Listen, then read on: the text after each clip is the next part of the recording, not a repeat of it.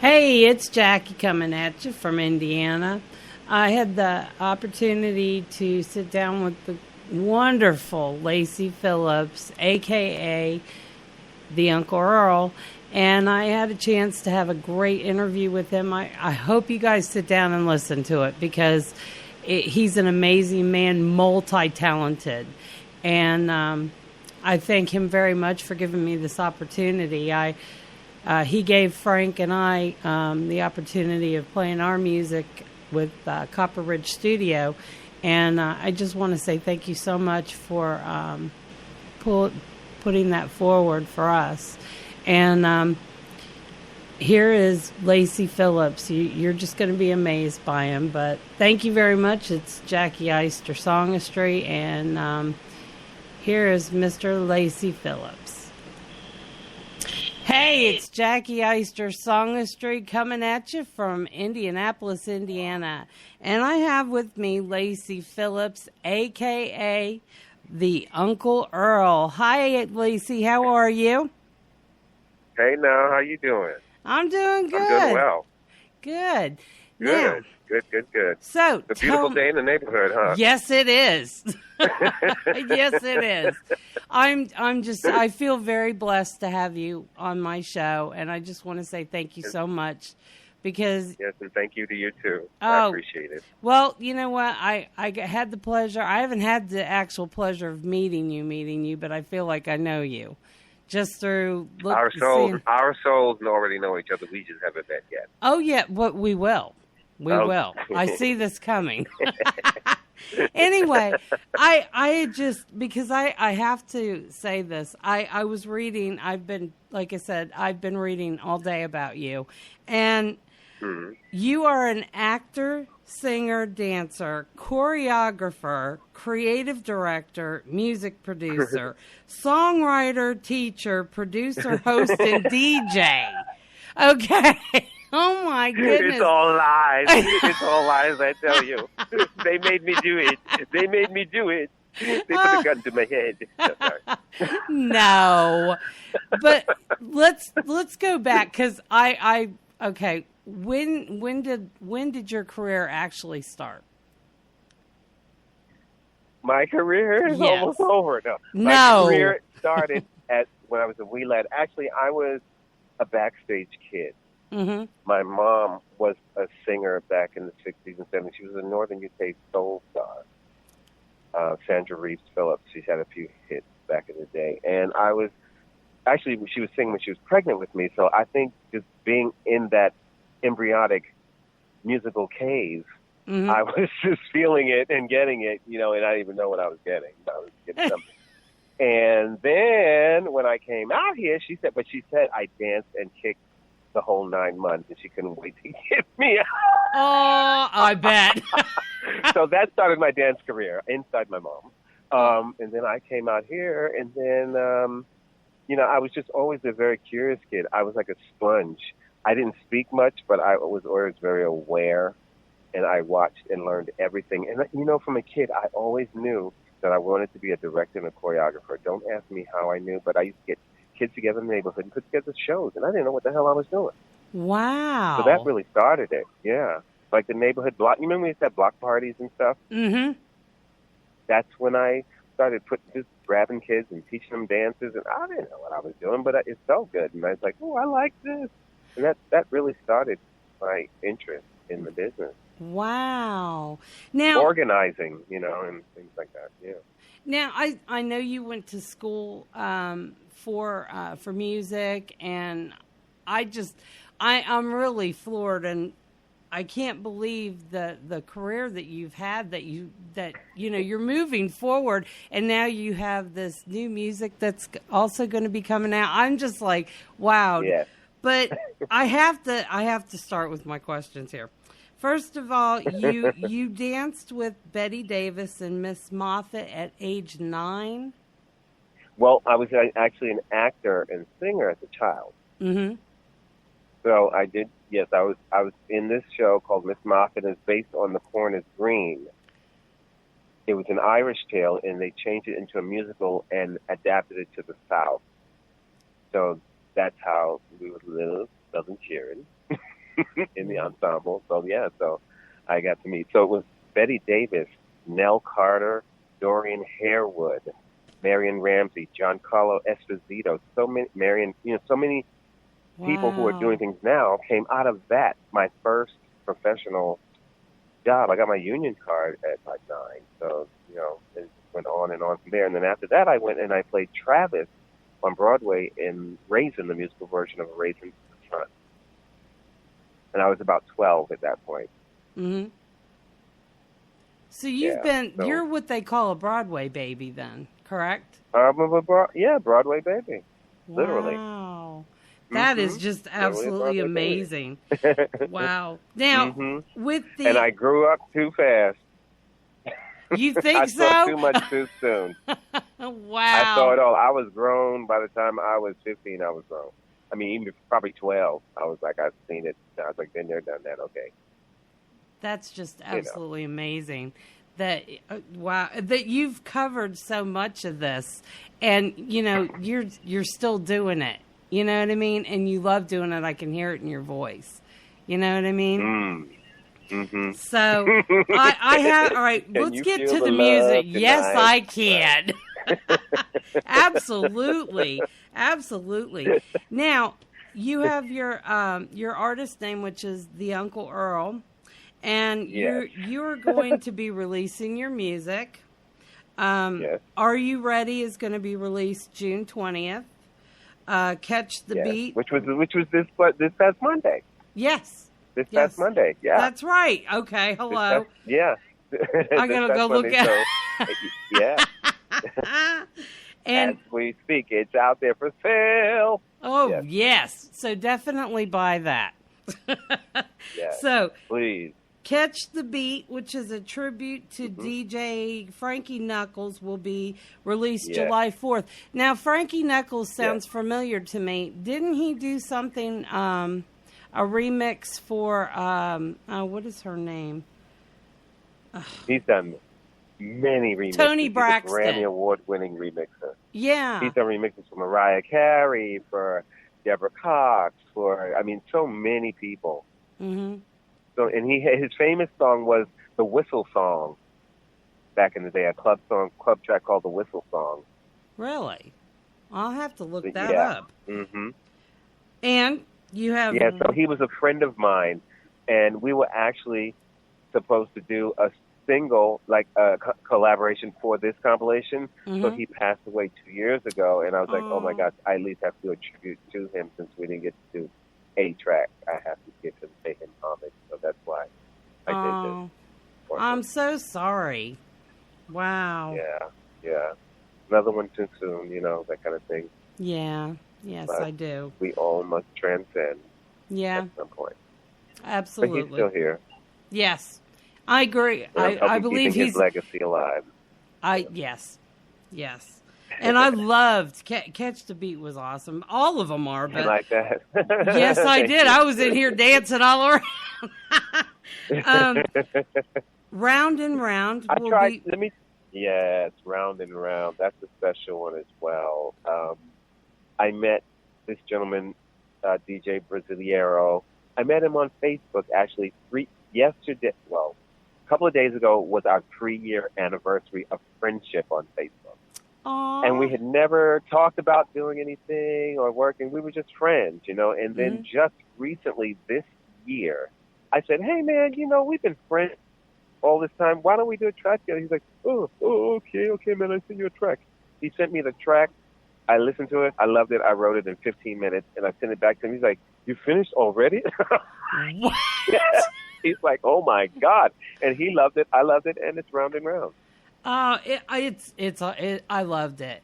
I was in here and I was dancing all around. I'm like, you go, man. I couldn't believe that it wasn't you. I was just I love your voice. First of all, I was here going, wow, because I hear you speak, but I never got to hear you sing. So therefore, I was like, wow, listen to that. Yeah, people think I'm just like a bass or baritone or something, but yeah, I can scream. Well, you know what it is, because you have such a wonderful speaking voice. And, thank you. but anyway, let me get on here. You also you worked for you had you still have the underground experience. Yes, the ultimate underground experience. Okay, and Yes. you're still doing that. I still have the, see what it is, Ultimate Underground is the project, but under the project, it's an umbrella. Mm-hmm. And under that umbrella, there's radio, TV, film, video, theater, and dance. Okay. Under the umbrella of Ultimate. So the show is the Ultimate Underground Experience radio show with Uncle Earl. And I started that. Wow, I'm into my 6th anniversary.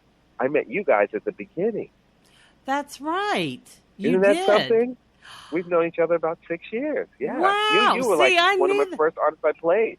Oh, my goodness. Yeah, because I kept telling Frankie. See how time flies? Wow. I know when I told Frankie, I said I was all excited because we had never had anybody like you that actually, played our music like that, and I was just losing it. Frank's like, Jackie, calm down. I'm like, oh my gosh. So thank you very much for that. I'm like, call my mom. But you worked with KCLA FM, and you were a DJ for them. Yes, I trained and started at KCLA FM. Then I went to KLED Live FM, and then I went to Southern Star Network. I was on 3 networks at once. I was syndicated in over 100 countries, doing 8 shows a week on 3 networks. I was a maniac. Wow. And then I was like, sure, can I break funny? Whoa. I never slept. I never got any sleep. So I honed it all down, and then I released all that, and now I'm on Radioactive Broadcasting Network. Wow. With Miss Barbara Beach. My goodness. And, wait a minute, but we're not finished yet. We have the Earl Hits record label. Launch an international. Jackie. I just had to do it. I can see that. But you launched your international compilation, which is scheduled for July 28th at the Lacy. The label launch party. The release party is the 28th, but the actual release of it should be right around the corner in August. Wow. To have the actual compilation out. That is just. You amaze me. You really do. Because I can honestly say, as long as I've been in music, and my mom sang professionally, too, when I grew up in the studio. She used to, actually, she was a jingle singer for a little while. She did the Campbell Soup commercial out of the Provocative Studios out of Danbury, Connecticut. And I was in the studio with her when she used to do her jingles. So when you say that, when you talk about your mom, it makes me feel good because, I was the same way with mine. Just another tidbit. So I tried to piggyback on that just to give you a better idea of who my mom is. Did you see the film Lean on Me with Morgan Freeman? Yes, I did. She was Mrs. Powers, the music teacher that changed the school song. Are you sang Lean on Me in the auditorium. That's my mom. Wow. Yeah. So, your mom's one heck of a lady, though, and the reason I know this is because of so many times I've seen you put up stuff for her, and I listened to a couple of her songs. Didn't you put up songs that she did or Yes, video? I did. And I was I was shocked back from the computer. I'm like, wow. Now that's the kind of voice that I would love to have right there. Yeah. Yeah. And I'm working with my sister right now. We're doing a new musical. Her name is Mariska Phillips. And we're doing a new musical, stage reading of a musical called For All My Girls, which is like a throwback musical to the good old days of Happy Hour, and it celebrates the everyday diva, different types of women that come together for a night and just reveal and revel and release and succumb and support. I would love to see that. Oh my goodness. Well, I'm hoping that I can actually get home sometime soon to Jersey, but I would love. Oh, please come home. I would love to. Please. Are you kidding? We just had a tornado go through there. My mom called me and she's like, Jacqueline. I'm like, oh no. So anyway, I'm just, Yeah. can you tell me more about like your Broadway and stuff? I really don't know anything about Broadway. I've been to some plays. I've been to 2 plays in my life on Broadway, and that was it. And please tell me, because I love it. Wow, it's strange when people ask me because I really don't remember everything I've done because I'm not one who likes to live in the past. I like to move through time. So I'll do a job and it's like a step for me to move forward, and I don't look back. But it's hard to remember. I'll try for you. Okay, Oh, please do. We stopped when I was 12. Let me go from there. Okay. Raven at 12. I did that for a couple of years, and then after a while, my feet and my legs started growing and hanging off. I couldn't sit on my grandma's lap anymore. And they're like, "You are too big to be sitting on a woman's lap. You gotta get off the stage."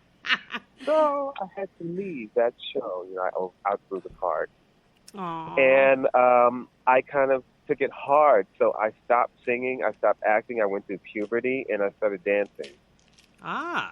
So I started taking dance classes. I stopped, and I just shut up. I should have probably kept acting, singing. I might be a different kind of star. I don't know, but who knows? God did this for me. He did what he did, and I'm not ashamed, and I'm not sorry.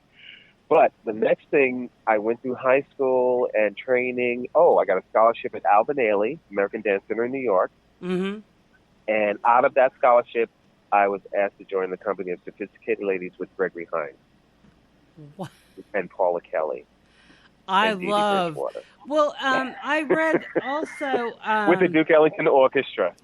The Duke Ellington Orchestra.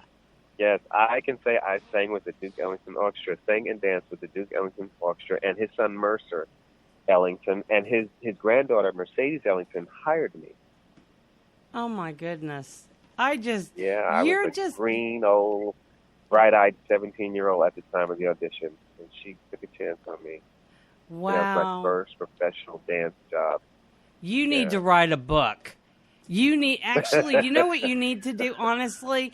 You need to do one of those books, online books, because you'd sell mass amounts, because I've never in my life met anybody that's had the creative career that you've had. Oh, my goodness. I haven't either. I haven't even met you. If you met you somewhere, you wouldn't know what to do. You just say, hey. Right, hey. You are special. But Frank must think I'm crazy. Do you think I'm crazy, Frank? No, my husband, William's here. But actually, would you mind? William's been wanting to ask you a few questions, if you don't mind, because he worked with he actually worked with Nashville Ballet, so he would love to just ask you a couple questions, if that's okay. All right. Okay. Sure. Lacy, good evening. How are you, sir? Yeah, I'm good. I keep falling off script. I'm sorry. Listen, I had a couple of questions, if you don't mind. No problem. Excellent. Now, from what I understand, you've done a lot of choreography. Have you ever had to implement anything like stage combat or anything like that into your choreography? Yes, I have. Stage combat, yes, I have implemented stage combat sometimes. Whatever the piece calls for, I try to go from the angle of truth. No matter what it is, it's a real situation. I use the real situation, even though it's theater, because art imitates life and vice versa. Absolutely. So, if it calls for it, it's like, hey, you've been in a situation where you've seen a fight or you've been in a fight, so just put that in. Now, you've been hit. You got people give you a few blows. You've given a few. Excellent. You know what that feels like and looks like. Yes, we most steak on the face. Now, when you put the stage combat into your choreography, there was a particular numbering system. The one that because I have done stage combat myself, and the numbering system that we used was the Society of American Fight Directors. Okay, yes. Is that the same system that you guys used, or was it something completely different? They do have that, but as a choreographer, we have leeway to be we have poetic license to do things that are not necessarily, how do you say? True to form.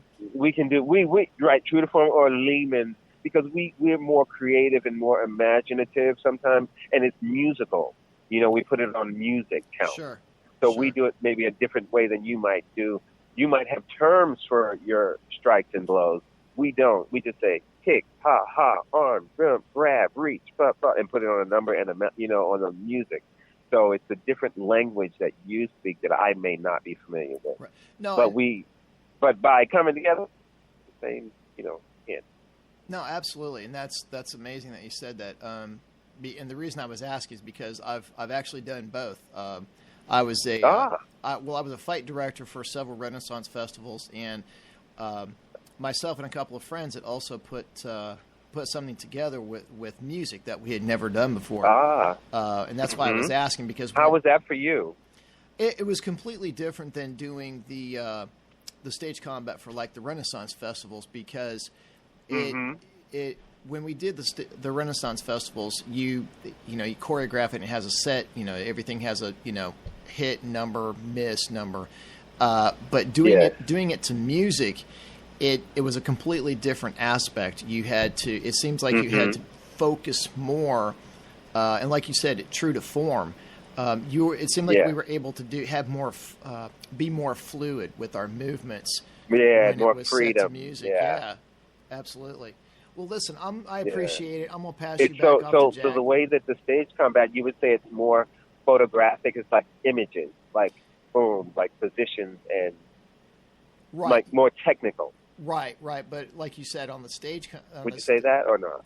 No, that's absolutely correct. I agree with you 110%. Because like you said, when you're doing it in a play or in a theater form, you're looking more for that Kodak moment than you are a presentation of a real fight. Yes. Absolutely. Yes. Well, listen, I'm going to pass you back off to Jackie, and I appreciate it. Okay. I just kind of wanted to see if... No problem. I've tried to explain it to other people, and they just, they don't see that. They don't get it. Aspect, right? All right, well, thank you very much. And some people are just closed-minded, man. We all have to open our minds and be... That's how you become a valuable player. By open, I believe you're supposed to be a canvas to be painted on. If people come with all these preconceived notions and they have blinders on and they're not open. We need to be open in life. Oh man, absolutely, and that's what I try to explain to people when I was doing when I was a fight director, because you had it's supposed to be this way. Well, you have to think it's like, okay, well it is, but technically yes, but does it make sense? Right. Okay. There you go. So I do have one other question, if you don't mind me. Sure. When you guys tour, do you guys take your own road crew, or do you guys implement like stagehands from local companies when you arrive on destination? It's a combination. Sometimes it's both, and sometimes it's singular. Sometimes we have our own crew, but sometimes we'll pick up auxiliary areas in certain towns just to have someone familiar with the venue that can help us out if a problem arises. Excellent. But usually, like say for instance, I was on tour with Mariah Carey. We were a company of about 50, 60 people that I was in charge of, but we had our core people, but we picked up different people in every city we went. Sure. Just so that we have some people that could show us the ropes quickly, because we come into town, we don't know the venue. We have to set up, get it put up. So we need people who know what they're doing in the town, even though we have our thing, and they can help us out. So yeah, it's a combination of both. Excellent. Well, we all. That's what I'm saying. We all have to do that. It's a village thing. We all. When people are like too separate, this is mine. I did it. I don't jive with that, and I don't want to work with people like that. Well, that's going to be my next question. Actually, is that because I've done a lot of stage work, and it kind of seems to me like it's either hit or miss with the people that we're doing the show for. It's like they either really appreciate and they try to help out they can, or they kind of get that I'm better than you attitude. And and have you ever, I'm just curious, have you ever room for that? Right. Have you ever ran into stuff like that? I'm sure. I mean. Oh yeah. Yeah. Yeah. Every day. Everywhere. I mean, and I lived in La La Land for 20 years. Hollywood, So that's the land of fake believe, Fake believe. Absolutely. People say, you lived in LA? I said, no, I didn't live there. I survived it. Wow. Well, I survived LA. See, it's so cool. I'm a true native New Yorker. Excellent. I was talking with Jackie, and she comes from the musical background, and I've played percussion myself, but it's we talk about stuff, but when we start talking about, well, when this person hits their mark over here, or when they're not on the right, not on the right mark, that it throws everything off, and it's hard to kind of translate that into like notes and music and stuff like that. So it's really refreshing to talk to somebody that understands both aspects of the music plus the theater of it, because it sometimes it just loses itself within transition. Yeah, in translation, right? Yeah. Well, Lacy, thank you. But yeah, thank you. All right, I'm gonna put you back on with Jackie, and you have a very blessed night. All right, you too. Okay, Lacy. Hello there. Hi. I'm back. Sorry. Oh yes. Well, now that you're back in New York now, are you planning on? Yes, I could tell. Now, let me honestly ask you: what is the difference between the Western, like the California scene, as opposed to the New York, as far as like the music and the dancing? Is there a huge difference in the two? Yeah. Sorry. Because LA is more like hurry up and wait, and New York is like, okay, we should have had it done yesterday. But as far LA is more, New York is more cultural. Mm-hmm. That sums it up in a nutshell. It's all about the marketing, the fashion of it, what's popular, who's doing it, who's on the scene, who's relevant right now. In New York, we want you to have your strong base and foundation to work off of. Out there, they'll make a foundation for you. Mm-hmm. As we're in New York, you have to. It's like the adverse coast is the adverse feeling. Mm-hmm. So in New York, we train to be total artists. In LA, they pick you and make you an artist. I see. Now I understand that. With a marketing machine and all that, they can make anybody famous. Yeah, in New York, you got to show it. If you don't show it in New York, you do not get it. They're like, come with the stuff. Yeah. So in other words, it's earned. In New York, you have no choice but to earn it. Yeah. And I'll tell you, I mean, I have a lot of friends who did do the transition. Some are successful at it, and some are not. But I'd say the people who have they may not be famous, but they have longevity, are the New York theater stage actors, because we have stamina. We have to do things every night on point. In LA, people go out there and that they can learn, they can do cut, paste, edit acting. You understand the difference? We learn continuity from beginning to end. They learn patchwork. So they can do like, okay, different. Oh, I didn't like the way I looked on that. I like the way I said. Cut. We can just do that again. We'll fix it in post. I see. In Broadway, you can't fix nothing in post, and you're either in or you're out. Wow. Well, yeah, I can see that. That's a big difference. Wow. So, in other words, if you've learned and you've earned in New York, then California is just basically you're falling into suit, so to speak. Uh-huh. Okay. Yes. Wow. Mm-hmm. But hey, it was when I did go out there, I was out there from the 80s and 90s. That was the heyday of dancing in Hollywood and TV film. It's not like that anymore. So I got the last of it to good, I think. They have So You Think You Can Dance with each other, but it's different. It's competition. We were doing real dancing. Not competition, not competing against each other, trying to outdo each other. We were just loving what we did, It's a different world.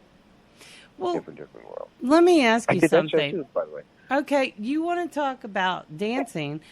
What about like the dancers and stuff from the 30s, 40s, 50s movies compared to what we have now? in your opinion? Wow. I love all the vintage footage and dancers. Let me tell you something. I feel like I should have been born in the 20s and 30s because I always related to that style of dancing so much better than contemporary dancing and hip-hop and all that. And that's why I said my first professional job was Sophisticated Ladies, with which 20s and 30s I was tap dancing and doing old jazz. And then I got to work with Harold Nicholas even. What? The Nicholas brothers. Uh-huh. I did Sophisticated Ladies in Las Vegas with him. So I got to work and meet him, that legend.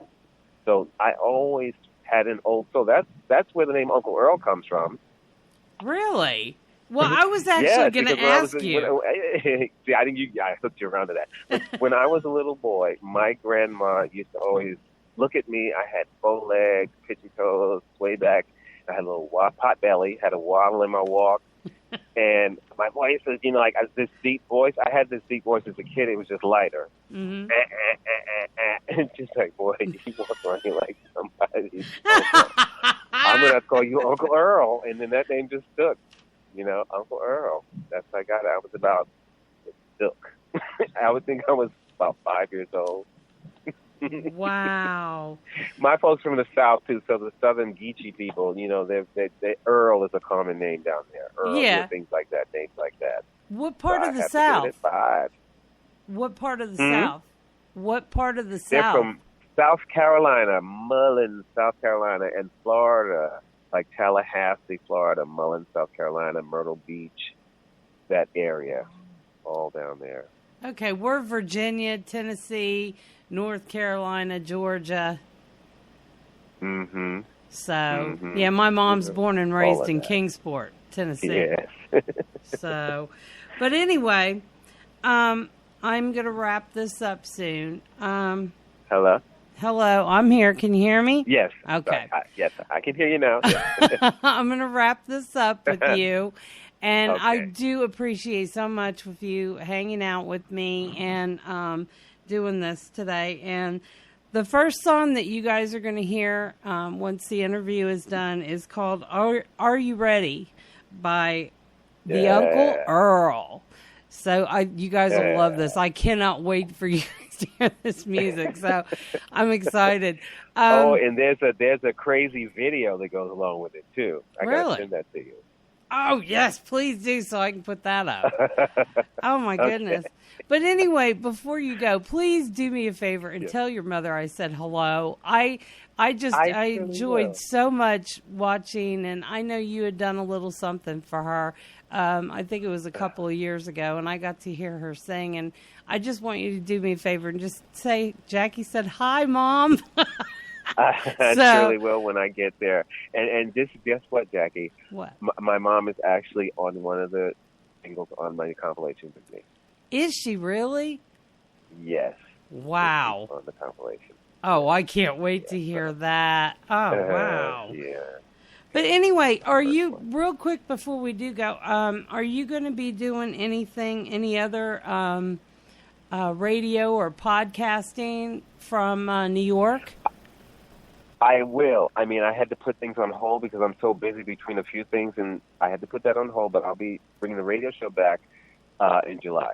Yes. All right. July, which is right around the corner. Hello. Oh, yeah. All right. And here we are. Here we go. Right. So what I'm planning to do is possibly live stream and broadcast the release party. Oh, cool. Well, I was going to do... so you can feel like you're there, feel the vibe, Oh, yeah. Hello.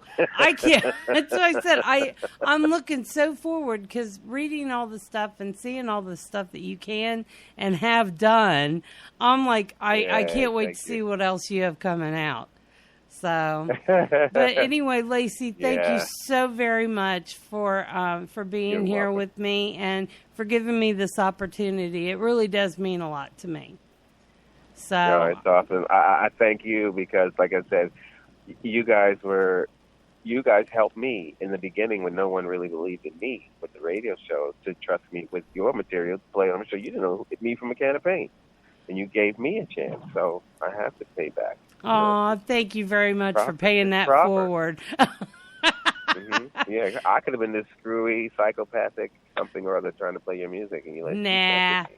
Nah, And no, it I all was the helped. one on the internet driving you crazy going, oh, you want music? Well, here's 5,000 songs. And you're like, whoa, yay, hey, nice, yeah. But thank you very much for giving Copper Ridge Studio a chance. Because we and Frankie and I do appreciate Copper Ridge, right? Yes, Copper Ridge. Copper Ridge Studio. So thank Copper you Ridge very Studio, much. okay. Yeah. But anyway, Lacy, thank you very much for being with me, You're and most I welcome. truly appreciate it. And good luck with all your future endeavors. I know you're going to do wonderful. Thank you. Thank you so much. And you know I'll be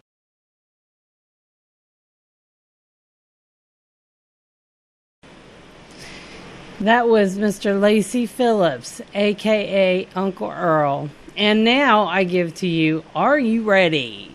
The single that he just had put out. It came out June 20th. So, here we go. Hit it, Lacy.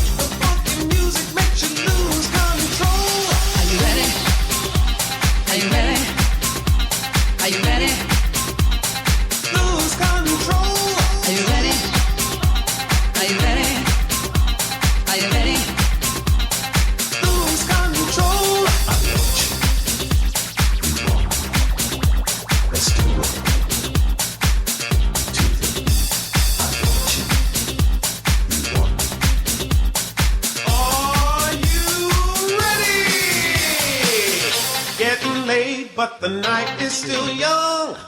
We keep you funkin' till the morning sun. Don't hesitate, get on the floor. Tell the DJ you want more.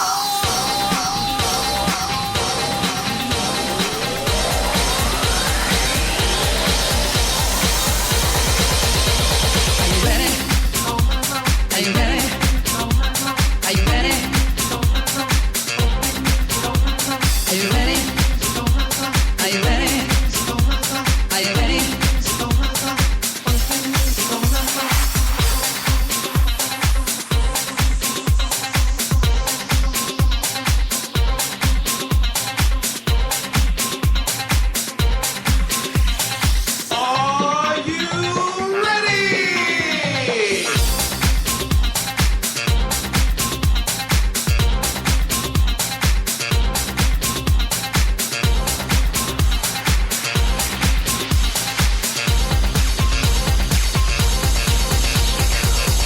Clap your hands and dance along.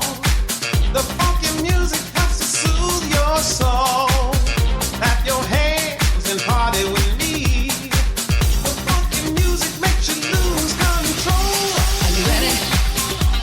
Are you ready? Are you ready? Lose control. Are you ready? Are you ready? Are you ready? Lose control. Funky music all night long. Funky music all night long. Funky music all night long. Funky music all night long. Funky music all night long. Funky music all night long. Funky music all night long. Funky music all night long. Are you ready? Music all night long. Are you ready? Music all night long. Are you ready? Music all night long. Funky music all night long. Are you ready? Music all night long. Are you ready? Music all night long. Are you ready? Music all night long. Funky music all night long. Are you ready? Music all night long. Are you ready? Music all night long. Are you ready? Music all night long. Funky music all night long.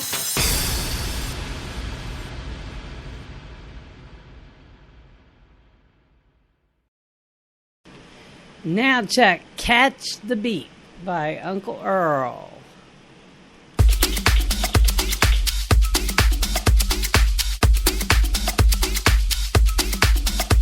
DJ Don Rayman, the Uncle Earl. Deep, deep, deep, deep, deep, deep, deep. Special tribute. Deep, deep, deep, to Mr. Frankie Knuckles. Deep,